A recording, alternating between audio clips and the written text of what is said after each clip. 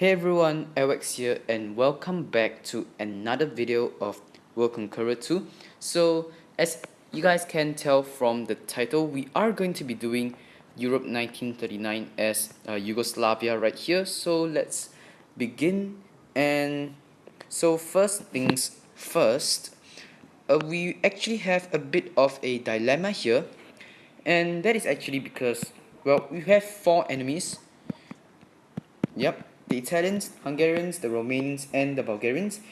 And all of them, when they come after us together, we will be able to. We would not be able to defend ourselves if the four of those enemies actually come ahead and attack us all together. So what we are going to do here is we're in fact going to retreat to Belgrade right here, and we are going to rely on the Greeks a little bit for to basically get the Bulgarians out of the fight. And so the Greeks are going to weaken the Bulgarians, and then we will be able to, number one, either attack Italy or we can attack Romania. So that is our dilemma right here, either Bucharest or Rome. And uh, you may be asking if we could do both, and the answer is actually no. We do not have enough resources to fight a war on two fronts, and no matter which way we choose, we will have to commit ourselves fully right there, because with our units we are not able to really take on both Italy and Romania at the same time. And we are also kind of hoping that the Romanians will block the Hungarians off from attacking us, so that will be one less enemy to deal with. But anyways, the first 2 to 3 rounds of this game will basically determine if we win or not. And what do I mean by that? So if our commander is in pretty good shape and the Greeks do actually weaken the Bulgarians, then we can basically win the game. It is going to be quite a long time before we actually beat this just finish this game, but we will get there eventually, and that is what everyone is here for, I guess. And yeah, so let's skip all the jibber jabber, and yeah, I'm just going to stay quiet for a little while, and my throat isn't really doing too well recently. That's why my voice may sound a little weird. And yeah, so just gonna stay quiet for a little bit here, and I guess to just give your ears a little bit of a break.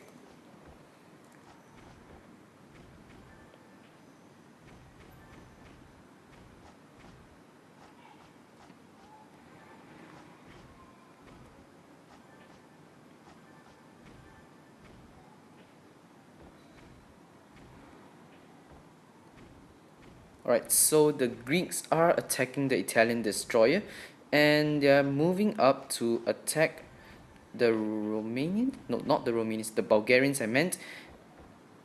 And the Finns are counter-attacking the Soviets. Alright, so the Danes and the Belgians are still holding on, but not for long. The Norwegians are moving into Sweden, and here we are at round 2. So basically what we can do now is we want to take Sofia. Yeah. And okay, so basically what happened here is that we had a land fort right here, but the Bulgarians actually, when they occupied this territory right here, the land fort just disappeared, for lack of a better word. And what it means is that we should be able to take Sofia right here, and we're going to move. Okay, we're going to move this artillery up to the top there, because it has it has our commander. And what we are going to do now is to use an infantry unit and just take a little bit of the hits. And yeah, in case the Bulgarians, I keep speaking it wrong today, don't I? I meant the Romanians, but in case the Romanians do come down and attack our forces in Sofia, at least we do have a little bit of a chance to just hold on to Sofia. And yep, we did just finish off the Bulgarians, which is pretty great. And now we have to basically just defend ourselves from the Italians, and it really does help to have two artillery units, and that will basically pound away at the Italian tanks without them dealing too much damage to us. The Danes have just went down, so are the Belgians. That's two allied countries down in one single turn. Not really looking great, but yeah, we will eventually win. Just a matter of time, as I have mentioned before. So the Soviets are next up, and yeah, so the Soviets are actually going to focus on the Finns first, and that is pretty much expected. There's still like a buffer between the Soviets and the main German force still outside of Warsaw. So the Soviets are actually, yeah, they're not really going to commit themselves fully into the fight against the Germans just yet, but soon they will. And the British will try to land, and the French is just a matter of time before they go down, because the Spanish are attacking their rear. So yeah, things are not really looking great for the French. The Italians are also going after the French, and okay, the Italians have taken Zurich. Lyon will be next. The Spanish will take Bordeaux.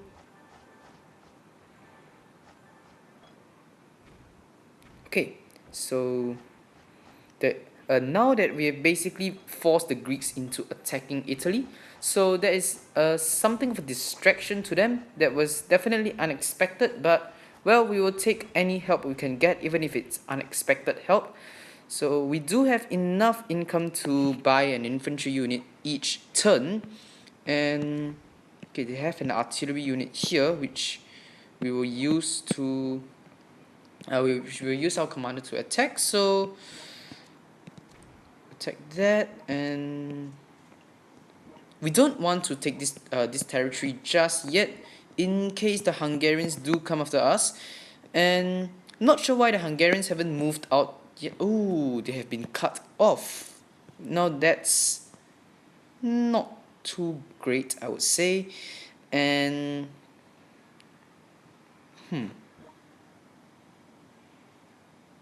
okay, basically what we'll do here is we'll take an infantry unit. Get rid of that infantry unit. Oh, they have a tank here. That's not too great. Let's move this guy here as a little bit of a distraction, and we will hopefully be able to slow down a couple of Italian units. And if the Italians don't do anything, we will be able to land just outside of Rome, and hopefully I should be able to take it within like 2 or 3 rounds if things go extremely well. Alright, the Germans have taken Warsaw, and Paris is probably not going to hold out for long. Okay, the Soviets, they need to move and attack Hungary, so that the Hungarians will actually move the tank out of Budapest.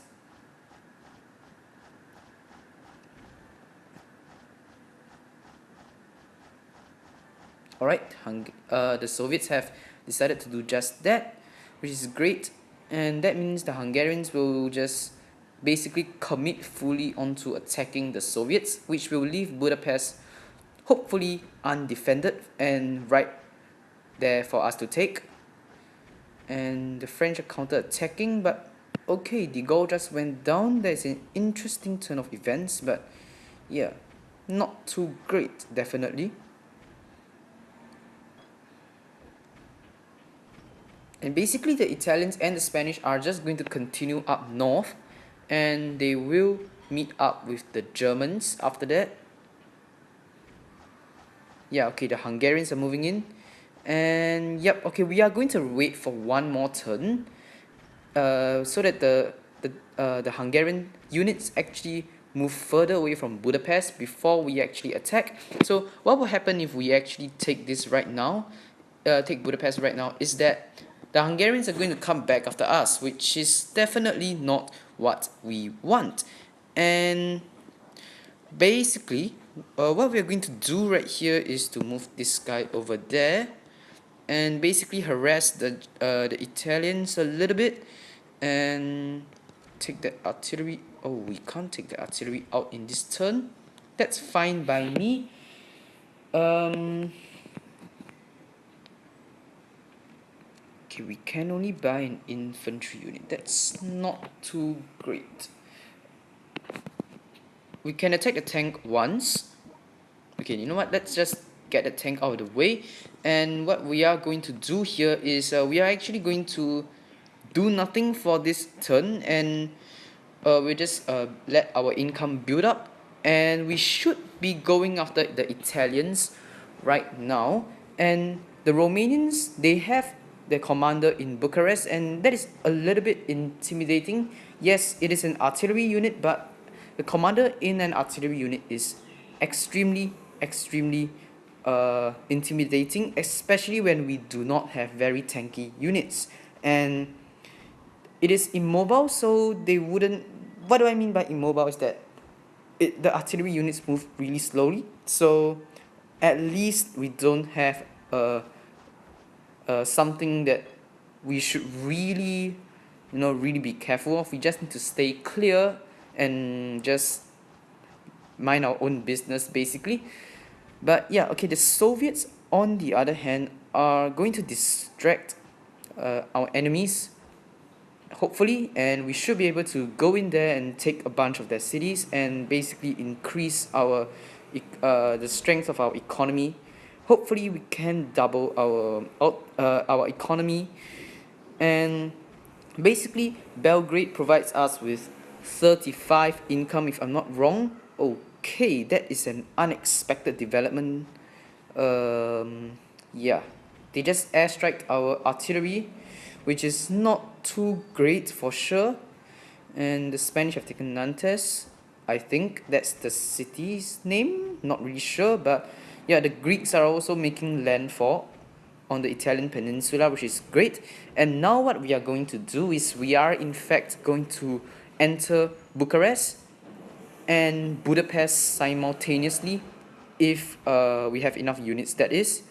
Round 5 right here. Yep, we are definitely heading in there, making a beeline. Budapest is still defended by a Hungarian unit right there, so we definitely do not want to do. We do not want to advance up. So, I'm calculating right here.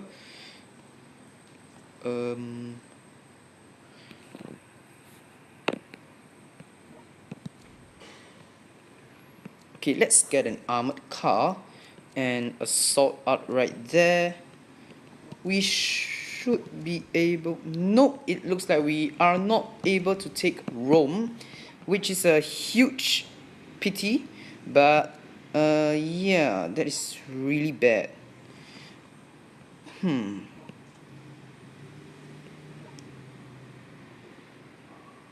Okay, let's just let me think what we have to do right here.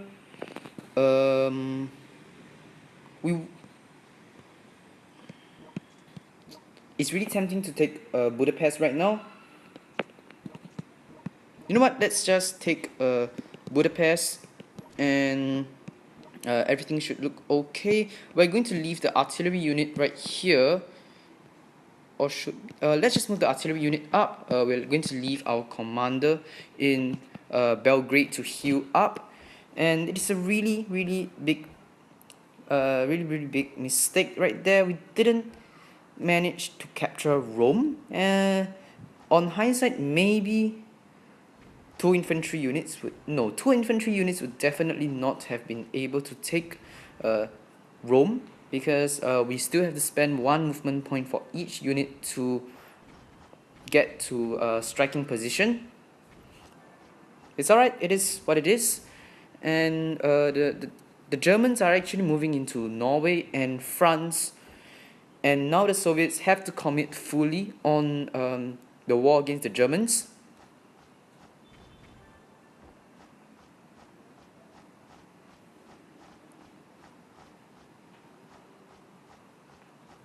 Alright, so the Soviets are actually not doing particularly well, and they've got a lot of enemies to deal with, so we may need to take Rome and then turn around the next turn to attack Romania from the rear.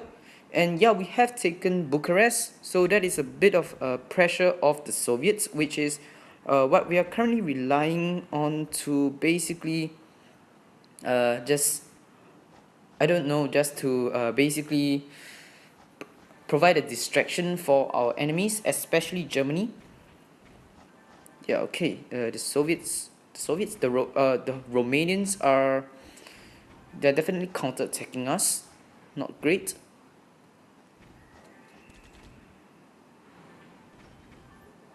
Okay, the Norwegians have taken Stockholm, but not sure how effective that will be. And now we are in fact going to be taking this industry right there, and the Italians didn't capture this industry right here. So what it means is that we can just use our armored car and just waltz in there like nobody's business, and there we have it. We have in fact taken Rome, and we are going to move this artillery unit west to take whatever the city is. I'm not really sure of its name, but yeah, so we're going to let this armored car heal up if everything goes according to plan. And okay, I'm not going to be taking any chances over here, so what we're going to do is we are going to use that infantry unit. Oops. We are going to take this airport just in case the Italians decide to use an airstrike against us. Then they will be out of luck, basically. And what we're going to do here is to, let's see over here, both provide 3. Let's just move and take one of those territories right there, and we are going to end the turn.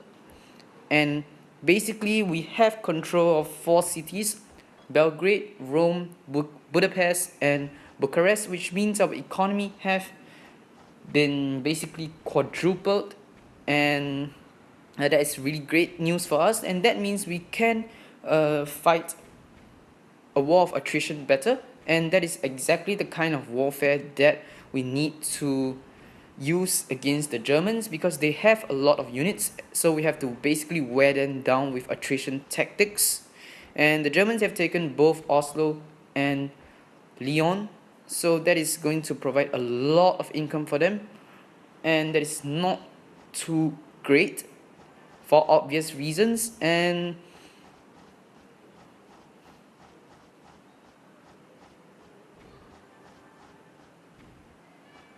yeah, okay, so the Soviets are surrounding Warsaw but not really doing much as usual. As I've said many times before, allied AIs do suck, and yeah, they're just pretty bad, and bad is probably an understatement right there. Okay, the Italians are coming in full force, not what I expected right there, but alright, we should be able to hold them off for a bit. And we've got the Greeks to help us if necessary, and they're going to provide a lot of distraction for the Spanish and the Italians. And yeah, so the Hungarians are continuing to move into Soviet territory, which is great. Moving into the Soviet Union means that they are moving away from us, and we've got 300 income and 45 ranches to basically start round 7 with. And I'm in fact going to be ending off this video right here because I'm running a little short on time. But anyways, I hope that you have enjoyed this video. If you have enjoyed this video, please do remember to leave a like. And if you are new to this channel, please do subscribe as well. But that's going to be it from me for this time. And yeah, so thanks for watching this video. Have a great day, and of course, goodbye.